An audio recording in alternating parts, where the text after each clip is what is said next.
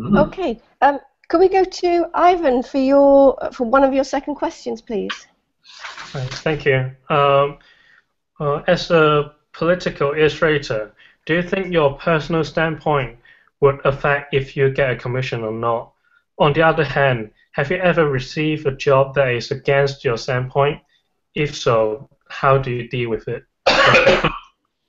Well, I'm in the luxurious position of being able to turn things down, and I have had things that I didn't agree with. There was one job I remember, which they wanted to pay me £10,000, I think, but it was to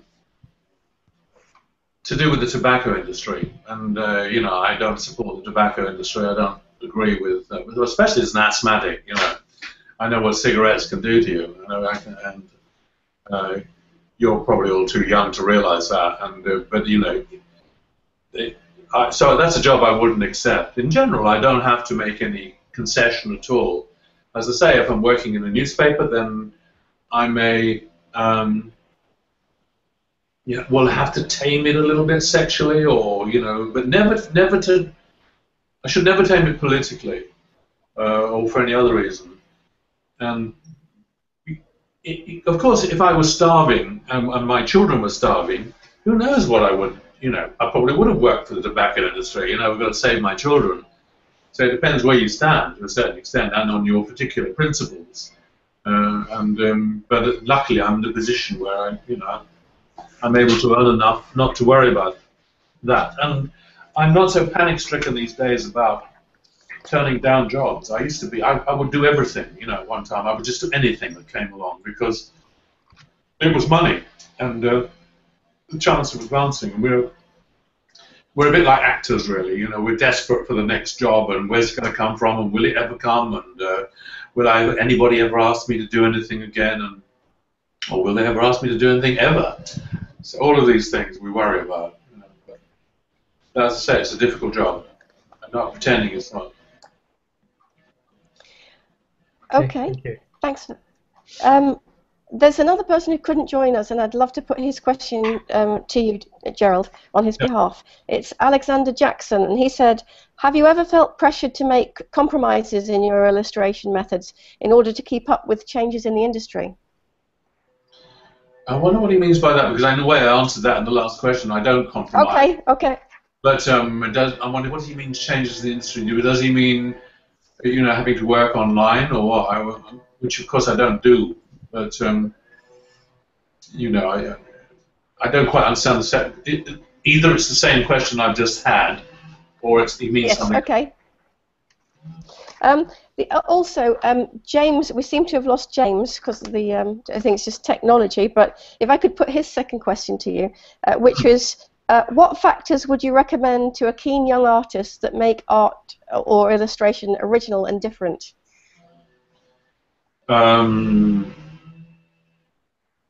It's impossible to actually, I think James's work, it's pretty he's not there, because I think his work is original. He's done, what I've got in front of me are two caricatured faces which are very delicately portrayed and full of character and so forth. Keen young artists keep being keen, I guess, but you can't manufacture anything to stick onto your work to make it more attractive. You are the master of your craft. If you think your work's not attractive enough, work on it till it is, or ask other people what they think, and see what they feel you should do about it. But it's impossible to give a blanket answer to something like that. Okay. Oh, James is back with us. James here, though. Yeah. Yeah, I heard that. Yeah. Good. Oh, super. Did you hear that? Did you hear, James? I said your work was great. Yeah. Thanks very much. Yeah. It's very, very. I love the delicate pencil. Was it pencil or carandash? Yeah, it's I did like an outline in like ink, and then in like Lyra colored pencils. Yeah. Are these specific characters? Because they look kind of like one. They look like one on the left looks like a German politician. Yeah, the politicians. Yeah. Which Which one? I'm looking at the one on the left. I think it's Cameron and Ed Miliband. Yeah. Yes. It's like a. Now I get it. Now Yeah. Excellent. Yeah, but I've done a lot like that in that style. So. Yeah, I like the style. Yeah, thanks. Does that mean you want to be a political cartoonist or not? Not necessarily. I don't know. I've been like pondering over it really, whether it's the route I want to take. But I do a lot of painting as well, like oil painting, and like really inspired by like Lucian Freud and Francis Bacon as well. But like, so that I'm kind of in between whether I want to go into painting or illustration or political cartooning. But like my ideas are really strong. Like I really want to have powerful ideas that like make people think, if you know what I mean. We'll keep them all running at once at the moment until you're sure. You know, keep them all going. Yeah. A lot of people later in life come back to painting after they've dropped it, and you know, keep it fresh. Okay, thanks. We're getting close to winding up, but Randy, you had a third question that I thought was a really good question. Would you like to put your third question? Okay. The question was, when you were at your lowest, what inspired you to move forward? I'm not going to say Jack Daniels again. I'm going to say, well, just the alternative is being low, continuing to be low. So you've got to kind of get yourself out of it. I don't know whether you mean low about your work or low about your life, or you know, if your girlfriend's just left you, well then that hurts. Or your boyfriend's just left you, then that hurts. So I mean that kind of low. I know what you mean. That, or you mean low within your work? I meant low within your work. Yeah. Well, show it to people. I mean, see what they think. You probably get some good, you know, good responses which kind of help you to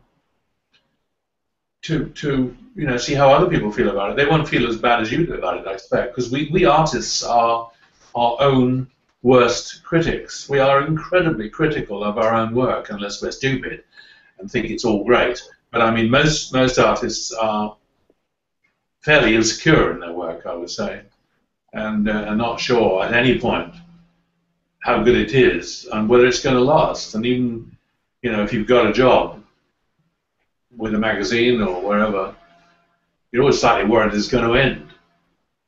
I've been worried about the Sunday Times ending for the last 47 years. Still there, I think. As obvious. Is there any? Oh, sorry. No. Is there anybody who would like to has a burning question that they'd like to put to Gerald before we finish the broadcast?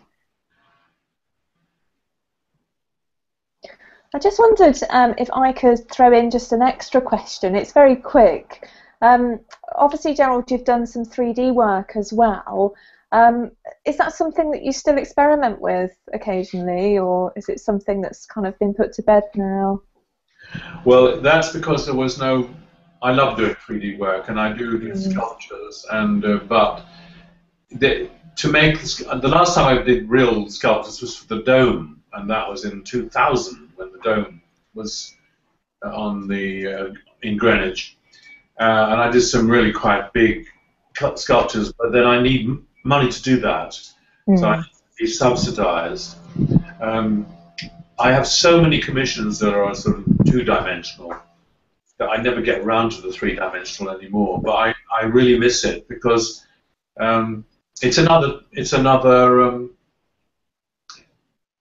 problem, three-dimensional. When you're presenting something two-dimensionally, you are trying to create the illusion on a flat piece of paper of rotundity or depth or something else. Where, of course, when you're dealing with a 4D sculpture, a 3D sculpture, rather, you've got the rotundity there. You just go, but the only thing then is you've got to make. I remember making Chairman Mao out of a chair. I had an old armchair, and I decided to make Chairman Mao out of it. And you've got to get it looking right from all angles, wherever you stand in the room as you circle around that object, that sculpture. It's got to be pleasing. It's got to be right. So the different sets of disciplines, really. But I really, really miss doing it. And I first started, I think, with Time magazine. Time magazine sent me to draw the Beatles back in 1960, whenever it was, 6, 7, maybe earlier.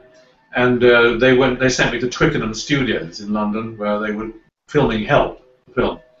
And I sat with John, Paul, George, and Ringo and spent about weeks. Wow. What? Wow. That's a and made sketches of them, which at the time I got them all to sign them, of course, which is useful. And then I went to their houses, and I drew. In fact, I drew Ringo on the wall. He wanted me to draw Ringo, him on the wall of his house. So under a wall in Weybridge somewhere, there's a drawing of Ringo, probably being covered with Dulux paint by now. But what I started to say was, because I felt that I was working with Time magazine, I wanted to do something different. It was the cover of Time magazine. And instead of doing a sketch of them, I made papier-mâché models of them, which I built up. You know how papier-mâché is put together with just layers and layers and layers of paper. I really enjoyed that. And then after that, I moved into all sorts of things like wood and metal and so forth. And then one of the biggest things I made was a metal sculpture of Gulliver, which was about, I don't know, say 30 feet tall. So how many meters is that? 10 meters high, 8 or 10 meters high. And I made that for Osaka in Japan. And I made that out of scrap metal. Just welded the scrap metal together to make Gulliver. So I miss it. I really do miss it. But I've got so many other things I have to do all the time. Thank you. Well, thank you all, folks, and good luck with your careers. And thanks very much, Gerald, for being so generous with your time. We have had technical difficulties. It's just the nature of the software or the internet, what we're using. But I wanted to keep it going. So for a lot of it, we've had your voice, but very clearly. But we had video for at least the first half. But it was just so interesting, and I think really valuable feedback that you very kindly gave to everyone, or just about everybody, on their work. So thank you very much for that, and I'm sure everybody got a lot out of it. And I'd like to say thank you to Julie for helping very much get this going. And here in the office. I'm glad you didn't have to. I'm glad you didn't have to look at me through the whole program. It's probably better just hearing my voice. And here in the office to Vic and to James and everyone for doing the technical side here. And I believe you're marking today, Gerald. You're rating the work. You're rating your category today, are you? I can't understand that. On what? You're doing the rating of the work today. Racing of it. Or you're going to rating. Yes. Yeah.